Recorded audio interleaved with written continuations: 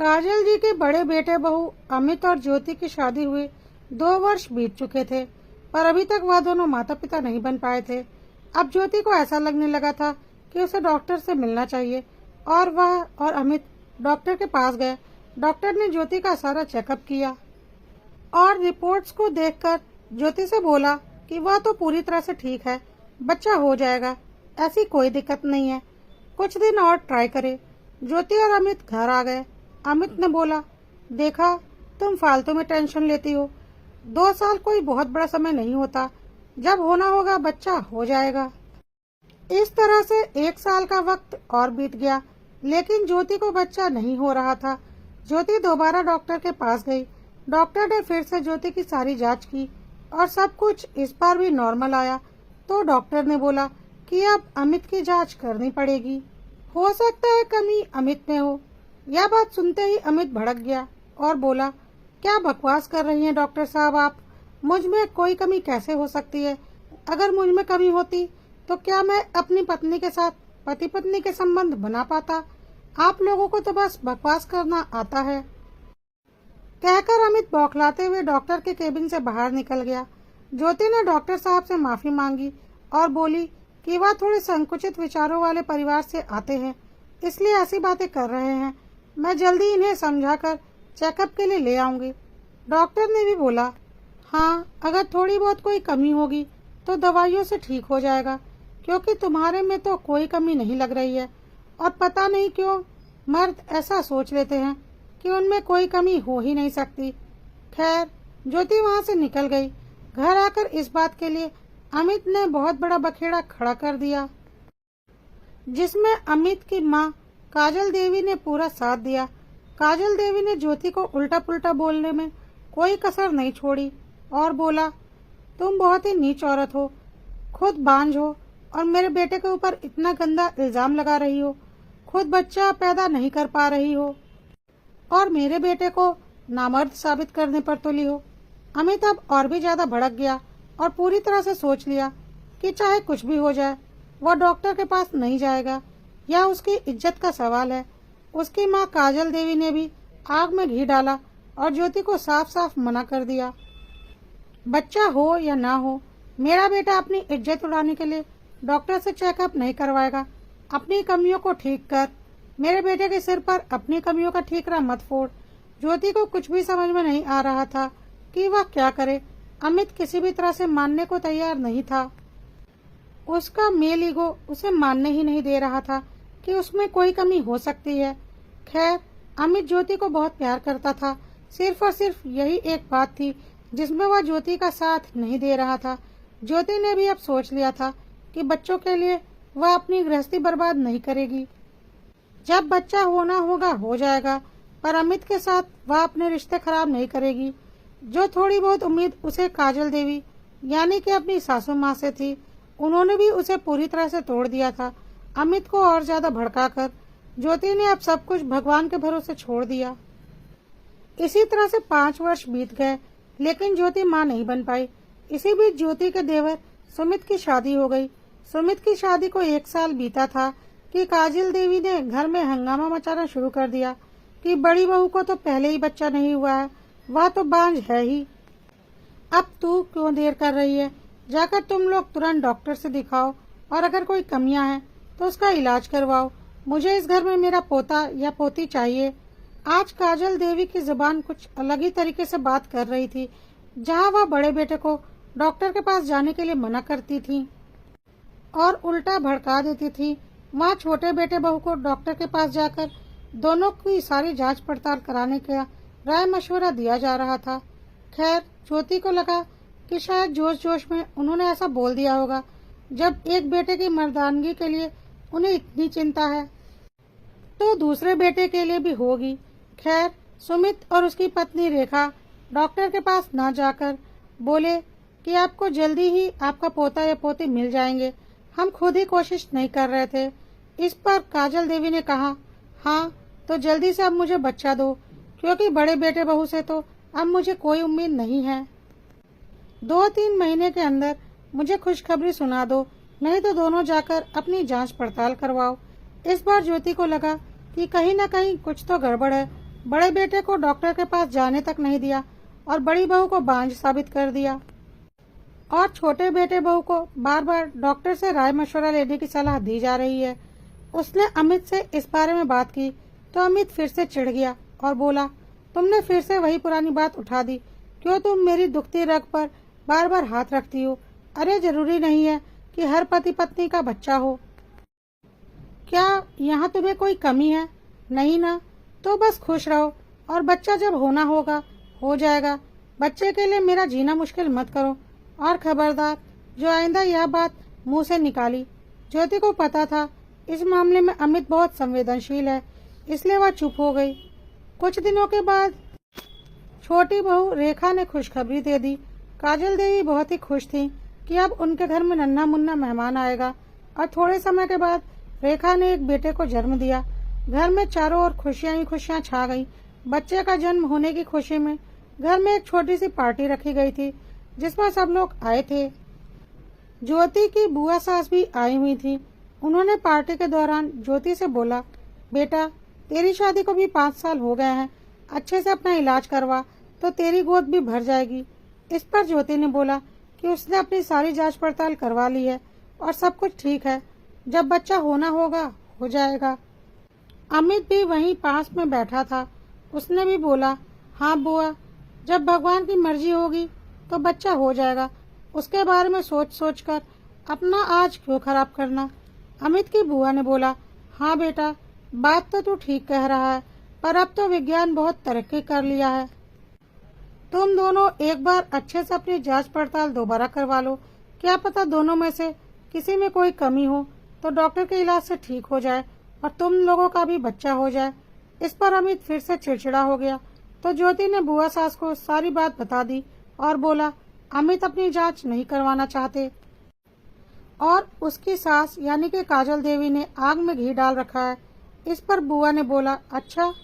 वह अमित को लेकर किनारे चली गई और उससे बोली, बेटा अगर तू डॉक्टर से जांच करवाने जाएगा तो क्या पूरे शहर में ढिंढोरा पीट कर जाएगा कि तुझमें कोई कमी है और तू डॉक्टर से अपना इलाज करवा रहा है? नहीं ना, तुम्हारे और ज्योति के अलावा कौन जानेगा कि क्या हो रहा है। तुम्हें बच्चा होने से मतलब है ना। तुम जाओ और जाकर अपनी पूरी जांच पड़ताल करवाओ। बस यह मान लेना कि मर्दों में कोई कमी नहीं हो सकती या कहीं से भी तार्किक नहीं है। इतने पढ़े लिखे हो तुम, फिर भी ऐसी बातें कर रहे हो। अपना ईगो थोड़ा साइड में रखो। अगर बच्चा होगा तो कल को तुम दोनों पति पत्नी की जिंदगी में जो एक बहुत बड़ी कमी है वह पूरी हो जाएगी और तुम्हारे बुढ़ापे का सहारा भी होगा। भाभी को देखो, वह तो अपने छोटे बेटे के बच्चे के साथ कितना खुश हैं। तुम्हारे छोटे भाई और उसकी पत्नी भी बहुत खुश हैं क्योंकि उनका परिवार पूरा हो गया है। तुम लोग भी उनकी खुशियों में खुश हो। और क्या तुम्हें नहीं लगता कि तुम्हारी अपनी औलाद भी होनी चाहिए? तुम्हें बहुत अच्छे से पता है कि ज्योति में कोई कमी नहीं है। ठीक है, ज्योति ने यह बात मुझे बताई। तुम्हें भी पता है कि यह बात मेरे तक ही रहेगी, मुझसे और कहीं नहीं जाएगी। इतना तो तुम मुझे जानते ही हो। अब मेरी बात सुनो, चुपचाप जाकर अपनी जांच पड़ताल करवाओ और भाभी से कुछ भी बोलने की जरूरत नहीं, नहीं तो वह फिर से तुम्हारे कान भर देंगी और फिर तुम अपना भविष्य नहीं देखोगे। भाभी का क्या है, उनके पास तो 2 ऑप्शन है। तुम ना सही, सुमित ने उन्हें बच्चा दे दिया, पर तुम्हारे पास तो एक ही ऑप्शन है ना कि तुम्हारी खुद की औलाद हो। इसलिए तुम और ज्योति जब भी डॉक्टर के पास जाया करो, किसी को मत बताया करो। भगवान ने चाहा तो तुम्हारे यहाँ भी जल्द ही संतान का जन्म हो जाएगा। बुआ से अमित की बहुत अच्छी बनती थी। बचपन से ही अमित बुआ के साथ ज्यादा रहा था।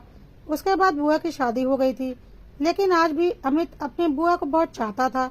बुआ ने अमित को इतने तरीके से समझाया कि अमित डॉक्टर के पास जाने को तैयार हो गया। बुआ ने ज्योति को भी अच्छे से बोल दिया कि चुपचाप तुम दोनों को जो करना है करते रहो। जितनी मुंह होंगी उतनी बातें होंगी। जब तुम गर्भवती हो जाओगी तो सबको बता देना। ज्योति ने बुआ का बहुत बहुत धन्यवाद दिया और अगले दिन अमित और ज्योति डॉक्टर के पास गए। ज्योति की सारी रिपोर्ट्स हर बार की तरह नॉर्मल आई। अब अमित की बारी थी। जब डॉक्टर ने अमित की जांच पड़ताल की तो वह हैरान हो गया। अमित की नसबंदी की गई थी, जिसकी वजह से वह पिता नहीं बन सकता था और यह प्राकृतिक तौर पर नहीं था, बल्कि डॉक्टर द्वारा किया गया था। यह सब देखकर डॉक्टर भी हैरान हो गया कि अमित ने तो अपनी नसबंदी करा रखी है, फिर वह पिता कैसे बनेगा। डॉक्टर ने जब इस बारे में अमित से पूछा तो अमित ने बोला, नहीं, उसने ऐसा कुछ भी नहीं करवाया। ज्योति भी हैरान हो गई और बोली, यह कैसे हो सकता है। डॉक्टर ने बोला, यह कैसे हुआ है या तो आप लोग ही जानिए, पर ऐसा हुआ है।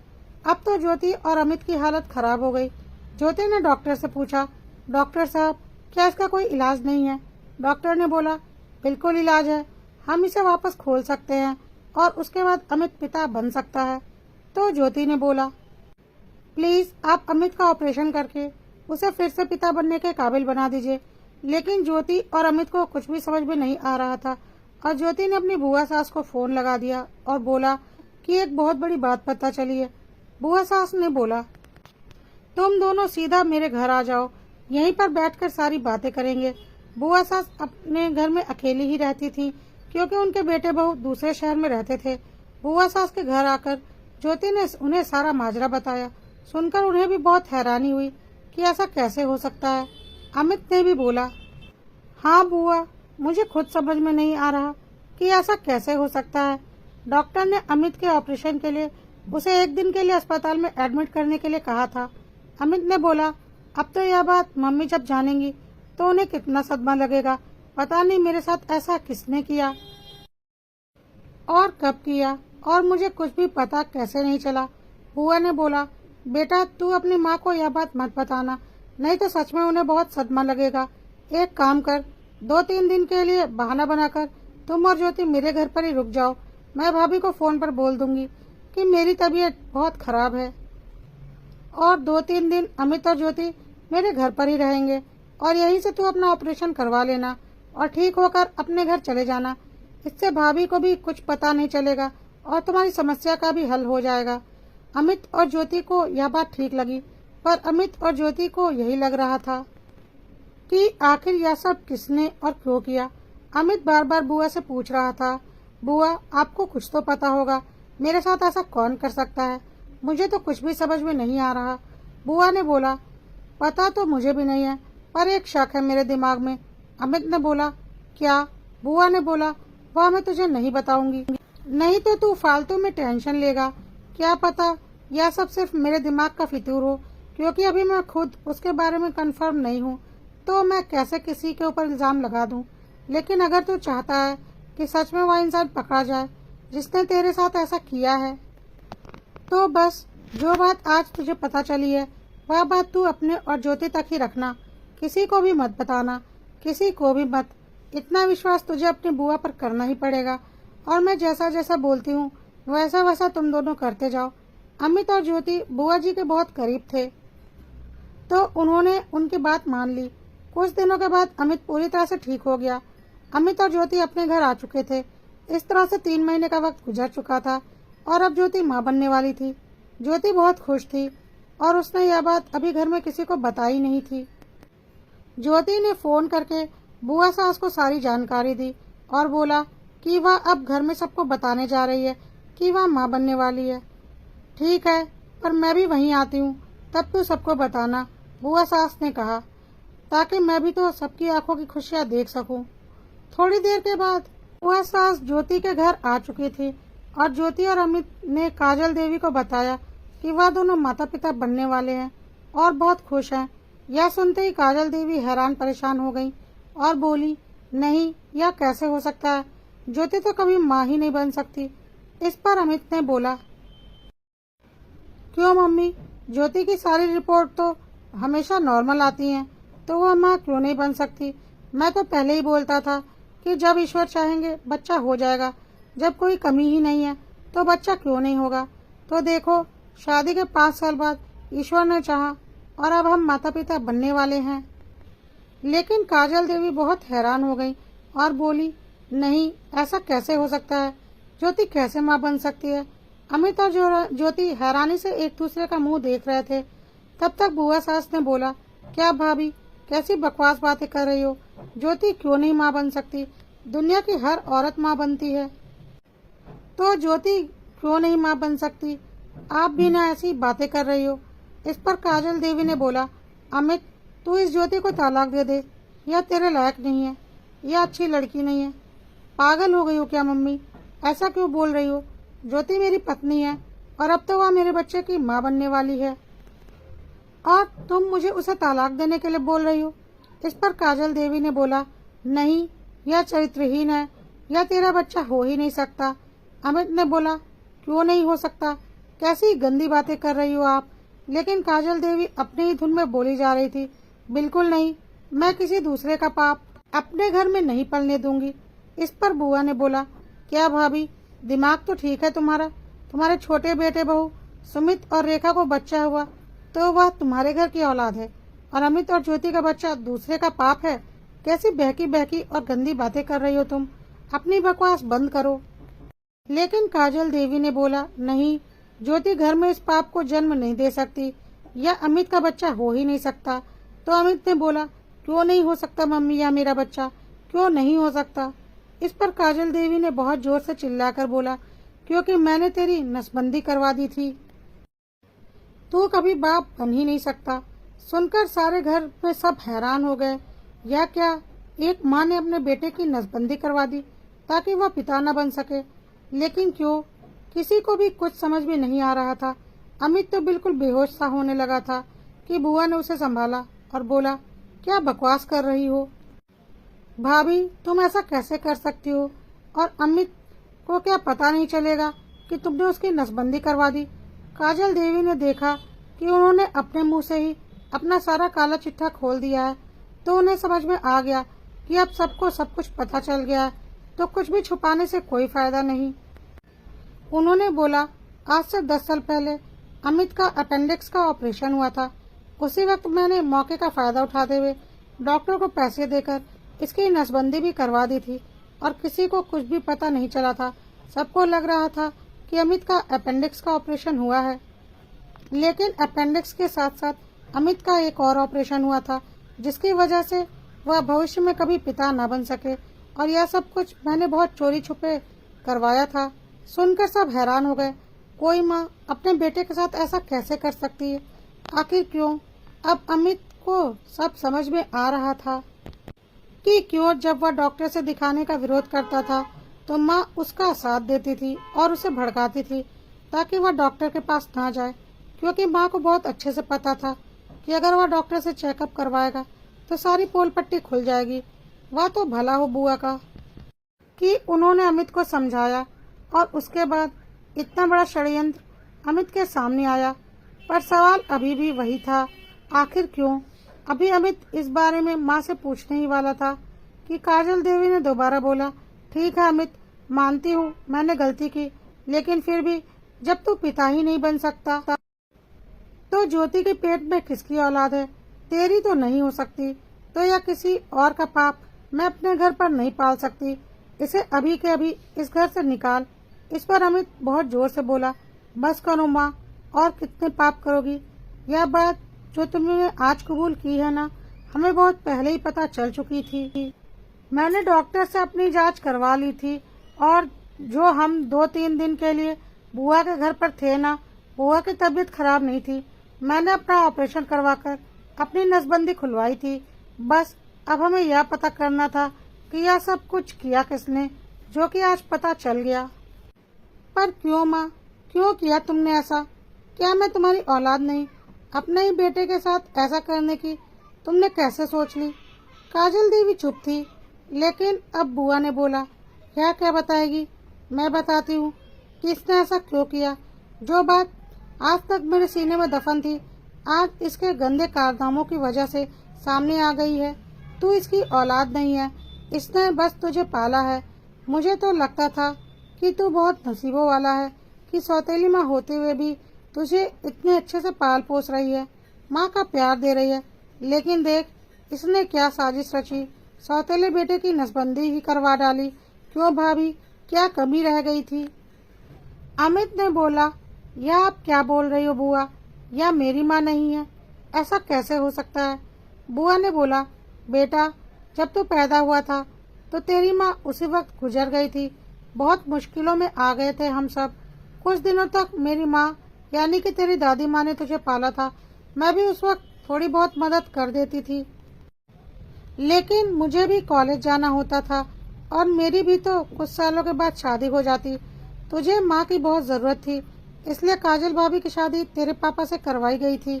तेरे पापा ने इस शर्त पर शादी की थी कि तुझे कभी भी पता ना चले कि काजल तेरी माँ नहीं है और काजल तुझे माँ का प्यार दे। काजल भाभी ने तेरे पापा से वादा किया था कि वह जिंदगी भर तुझे माँ का प्यार देगी और कभी तुझे पता नहीं चलने देगी कि वह तेरी माँ नहीं है। हम सब भी बहुत खुश थे कि तुझे सौतेली माँ नहीं बल्कि अपनी माँ मिल गई है। सब कुछ कितना अच्छा चल रहा था, लेकिन उस दिन जब मुझे पता चला कि तुझे डॉक्टर के पास काजल भाभी चेकअप के लिए जाने से मना करती है, तभी मेरे दिमाग में पता नहीं क्यों आया कि कहीं ऐसा ना हो कि काजल भाभी जैसे दिखती है वैसे ना हो। और जैसे ही तूने डॉक्टर से चेकअप कराकर नसबंदी वाली बात बताई, तभी मेरे दिमाग ने यह बात पूरी तरह से मान ली थी कि यह सब कुछ काजल भाभी का ही किया धरा है। पर कब, कैसे और क्यों, यह मुझे समझ में नहीं आ रहा था। बिना किसी सबूत के मैं तुम लोगों को यह बात नहीं बता सकती थी, क्योंकि मैंने भी भैया से वादा किया था कि तुम्हें कभी भी नहीं पता चलेगा कि काजल भाभी ने तुम्हें जन्म नहीं दिया है। लेकिन आज एक सौतेली माँ इतना नीचे गिर गई कि मेरा वादा मुझे तोड़ना पड़ा। क्यों भाभी, क्यों किया तुमने ऐसा? क्या कमी थी तुमको? अमित ने भी बोला, माँ तुम ही तो मेरी माँ हो। अपनी माँ को तो मैंने कभी नहीं देखा, बल्कि मैंने तो आज ही जाना कि मुझे किसी और माँ ने जन्म दिया है। क्यों किया आपने ऐसा? क्या गलती थी मेरी? काजल को समझ में आ चुका था कि अब कुछ भी छुपाना बेकार है, और उसने बोला, किसी की कोई गलती नहीं, सब कुछ मेरे लालच की वजह से हुआ है। करोड़ों की संपत्ति है इस घर में, लेकिन मेरे मन में लालच आ गया था कि इस सारी संपत्ति का वारिस मेरे बेटे को ही बनना चाहिए और मेरे बेटे के औलाद को ही बनना चाहिए।